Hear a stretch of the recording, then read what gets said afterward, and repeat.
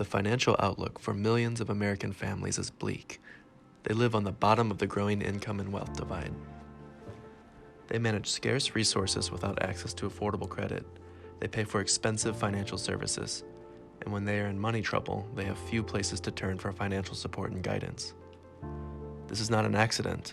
Discrimination and injustices, historically and today, block social and economic development of people of color, women, people with disabilities, and other vulnerable groups.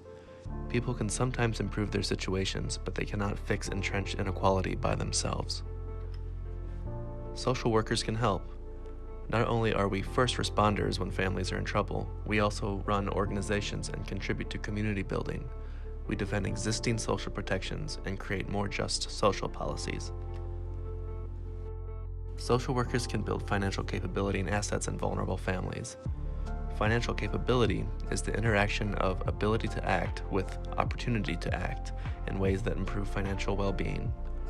Social workers can increase ability to act by providing financial education and access to benefits and services. In direct practice, social workers can provide guidance on making optimal decisions and solving financial problems. Increasing opportunities to act is fundamental. Social workers mobilize for inclusive social policies, that is, systems change, to ensure that everyone has access to safe and affordable financial services and social policies. Policy reforms must include asset building for all. Building assets, that is what people own, is often thought of as only for the wealthy, but it is just as important for lower-income families. Everyone needs savings and assets to invest in education, homes, land, the stock market, and businesses to reach long-term goals. Assets change the way people think about their lives. They can be thought of as hope in concrete form. Let's illustrate how this might play out in the lives of two teenage girls. Tamika and Abby are young people of color who are growing up in low-income and historically disadvantaged families. Both are good students, each has a part-time job, and both received an A in their high school financial education class, but their financial capability is very different. Take Abby. She lives in a state that automatically opens a child development account, or CDA, for all newborns. The state deposits $500 into each child's account at birth. The state also matches new savings 1-to-1, up to $600 a year. Community organizations helped build her CDA assets. Beginning in elementary school, Abby's teachers talked about the children's future education because all children had a CDA. School systems, including Abby's, have programs to help children and their families open savings accounts at nearby banks and credit unions. By the time Abby graduated from high school, she had several $1,000s in her CDA. She had a savings account in her name and knew how to read her CDA and bank statements. She and her family were optimistic about her future since they knew they could cover at least some of her future costs. Tamika's experience was very different. Her state does not offer a child development account. Nonetheless, she followed her teacher's advice to open a bank account. When she tried to open a checking account, she discovered that the minimum amount and required monthly balance were too high. Instead, she decided to open a less expensive savings account. During the school year, however, she cut back on work hours and didn't track her account carefully. The bank is 2 miles away, and she doesn't have internet access at home. She has access to an ATM 4 blocks away, but had to remember to deposit her paycheck when she got paid. By the time she checked her balance, the bank had charged fees for falling below the minimum daily balance.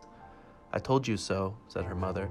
"Those banks aren't going to look after you. It's better to cash your checks at the grocery store and keep your money at home." So Tamika saved her money in a jar. When her mother's car broke down, Tamika handed over a chunk of her savings. When she graduated from high school, she only had a few $100s saved. Although she planned to go to college, she and her mother know it's very expensive. They decided Tamika should work for a few years first. The difference in these two cases is stark. Tamika is left feeling that banks are not to be trusted. She has not lost all of her youthful optimism, but it is dampened, and her potential and feeling of self-efficacy is significantly curtailed. In contrast, Abby feels good about being able to contribute to her future education. She has gained some mastery over money management. She and her family even feel that her school and even her state care about her future. These cases are not real, but they are based on real situations. The policies and programs cited exist in some states because social workers created or helped to create them. Financial education courses are required in 17 states. As of 2019, CDAs exist in 6 statewide programs with pending legislation in 2 states. Numerous local CDA programs exist in communities across the nation. Banks and credit unions across the country are developing special financial products and services for youth and adults. But there's far more to do. There are more important roles for social workers in working with young people like Tamika and Abby and their families, and in changing policies and services so they are inclusive and beneficial to all. To do this, social workers must learn financial basics, how to work with families on money matters, and how to mobilize communities and create inclusive policies, products, and services that support and nurture all families, including the most vulnerable.